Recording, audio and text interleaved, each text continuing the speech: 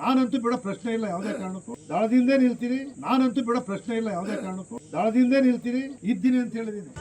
ಅಂತ ಜನತಾದಳ ಪಕ್ಷದಿಂದ ಕೊಡೋದೇ ಇಲ್ಲ, ಬಿಟ್ಬಿಡ್ತಾ ಇರ್ತದೆ. ಸಂದರ್ಭ ಬಂದಾಗ ನಿಮ್ಮನ್ನೆಲ್ಲ ಸೇರಿಸ್ತೀನಿ.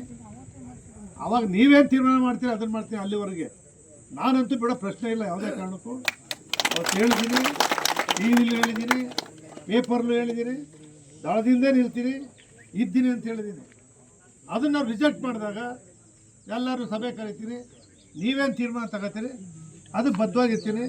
ನೀವು ಅರ್ಜಿ ಹಾಕಿ ನೋಡ್ರಿ, ನಾವು ಇದೀವಿ ಅಂದರೆ ಅರ್ಜಿ ಹಾಕ್ತೀನಿ. ನೋಡ್ರಿ ತಾನೆ ಏನಪ್ಪ, ತಾವೆಲ್ಲರೂ ಕೂಡ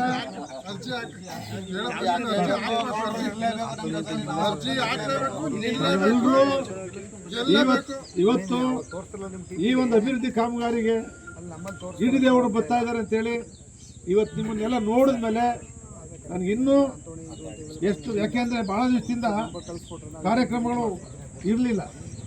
ಇವತ್ತು ಬಂದಾಗ ನೀವೆಲ್ಲರೂ ಕೂಡ ಉಳಿದಿರ್ತಕ್ಕಂಥ ಕೆಲಸಗಳನ್ನು ಕೂಡ ಮಾಡ್ತೀನಿ, ಬಿಡಲ್ಲ.